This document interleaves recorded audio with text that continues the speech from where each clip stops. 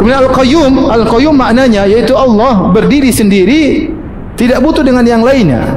Al-Ghani, Al-Mustaghni an ghairihi, yang maha hidup yaitu maha tidak membutuhkan yang lainnya.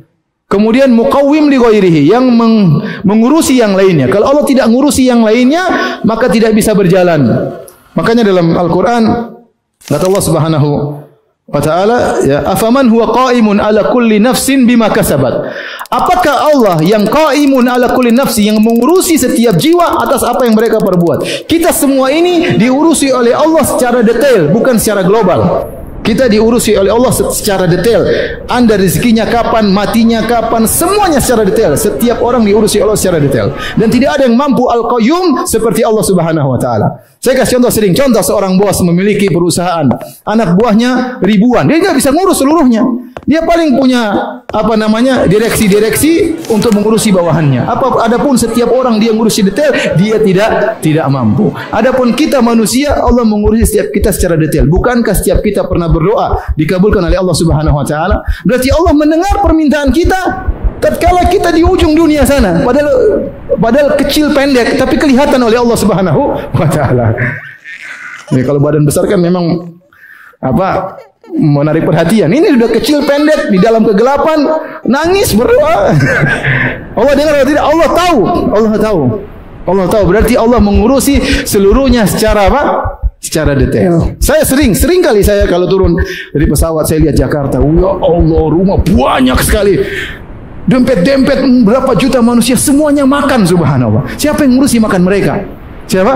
Allah Subhanahu wa taala. Jadi Allah Al-Qayyum, bukan cuma manusia yang diurusin, memang ente diurusin, hewan-hewan diurusin, hitan fil bahar, ikan-ikan yang ada di lautan diurusin, cacing-cacing yang sembunyi dalam, semua diurusin ya. Ya. Apalagi bakteri-bakteri dalam perut antum juga semuanya diurus oleh siapa? Allah Subhanahu wa taala. Allah mengatakan wala ma tasqutu mi waraqatin illa ya'lamuha. Tidak ada satu daun pun yang gugur kecuali Allah mengetahuinya. Ya. Maka inilah makna Al-Qayyum. Allah mengurusi langit dan bumi. Bukan cuma kita penghuni bumi yang diurus. Benda-benda langit, matahari beredar setiap hari pada orbitnya, tidak maju, tidak mundur, tidak terlalu cepat. Bayangkan seorang duduk bulan Ramadan, lihat tunggu matahari tenggelam. Coba kalau bisa saya cepatin, langsung buka puasa. Tapi nggak bisa. Dia berjalan dengan orbitnya. Seandainya Allah mundurkan sedikit, kita kedinginan. Allah majukan sedikit, kita kebakaran. Siapa yang ngatur ini? Jutaan tahun yang mengatur.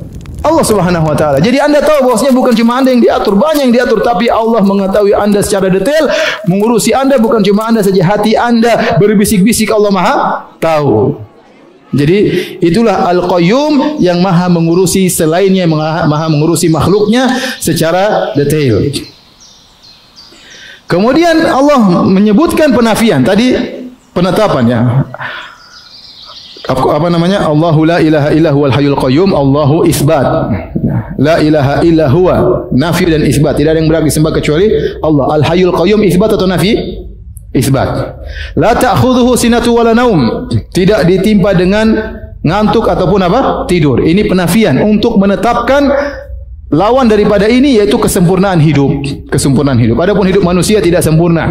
Ngantuk, letih, capek, yang itu menunjukkan kehidupannya tidak sempurna. Butuh istirahat. Adapun Allah tidak butuh istirahat. Maka Allah mengatakan la ta'khudhuhu sinatu wala naum. Kalau Allah istirahat sebentar, apa yang terjadi dalam semesta? Bayangkan. Ada matahari salah lewat, kemudian bintang salah terbit, ada bintang jatuh, kemudian lautan ternyata keluar ke, siapa yang ngatur semuanya? Allah Subhanahu wa taala.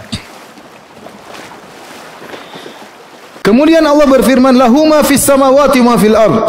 Ini membuktikan Allah Maha hidup, Allah Maha memiliki semua yang ada di langit dan bumi adalah milik Allah Subhanahu wa taala. Tidak ada satupun yang keluar dari kemilikan Allah Subhanahu wa taala. Di antara Allah menunjukkan kesempurnaan hidup Allah, itu semua selain Allah milik Allah. Semua selain Allah yang ciptakan siapa? Allah. Di antara kesempurnaan hidupnya Allah, kata Allah, man dzalladzi yashfa'u 'indahu illa bi'izni. Siapa yang beri syafaat di sisi Allah kecuali dengan izinnya. Beda dengan manusia. Manusia seorang menteri bisa kasih syafaat tanpa harus minta izin kepada presiden. Ya, seorang pejabat terkadang bisa beri syafaat, memberanikan diri ngomong di hadapan raja, ya, tanpa izin daripada raja. Kenapa bisa demikian? Karena raja butuh dia. Dia tahu raja butuh sama dia. Dia butuh kepada raja, raja butuh kepada dia. Oleh karenanya kehidupan manusia tidak ada yang sempurna, saling membutuhkan satu dengan yang lainnya. Betapa banyak kepala negara yang tunduk kepada bawahannya. Ya, betapa banyak bawahan yang memberi syafaat, memberi rekomendasi tanpa minta izin kepada sang raja. Adapun Allah Subhanahu wa taala tidak butuh dengan itu semua. Allah tidak kasih syafaat kecuali yang minta izin. Bahkan seorang tidak berani ngomong. Kata sebagian ulama, Nabi Muhammad SAW waktu minta syafaat, dia tidak ngomong dulu, dia sujud. Tidak langsung kasih syafaat. Nabi SAW. Yang pintu surga tidak bisa terbuka kecuali Nabi mengetuknya. Waktu Nabi beri syafaat, gimana caranya? Nabi sujud terlebih dahulu. Tidak bilang, tenang. Siapa minta syafaat? Sekalian saya gandeng ke surga. Siapa? Tidak ada. Nabi sujud dulu. Sujud lama. Memuji Allah dengan pujian-pujian yang indah. Yang Allah bukakan pujian tersebut. Baru Allah izinkan, ya Muhammad irfa' ra'sak wasal tu'tah. Maka semuanya kembali kepada Allah. Qul lillahi syafa'atu jami'an. Katakanlah semua syafaat milik siapa? Allah. Kalau Allah tidak izinkan kepada Muhammad SAW, Muhammad tidak bisa kasih apa? Syafaat. Itu pun tidak sembarang orang. Syaratnya hanya kepada orang-orang yang diridhai oleh Allah Subhanahu wa taala, yaitu orang-orang yang bertauhid kepada Allah. Ini menunjukkan untuk menekankan kehidupan Allah yang sempurna, sehingga tidak ada yang bisa kasih syafaat di sisi Allah karena Allah tidak membutuhkan kepada yang lainnya. Adapun kehidupan manusia tidak sempurna sehingga dia membutuhkan kepada yang lainnya. Oleh karenanya yang pernah membantunya merasa mentang-mentang bisa kasih rekomendasi, bisa kasih memo, kasih nota dan yang lainnya. Kenapa? Orang ini pernah butuh sama saya. Memang saya butuh sama dia, dia juga butuh sama saya. Maka saya berani ngomong di depan dia. Adapun Allah enggak ada yang berani.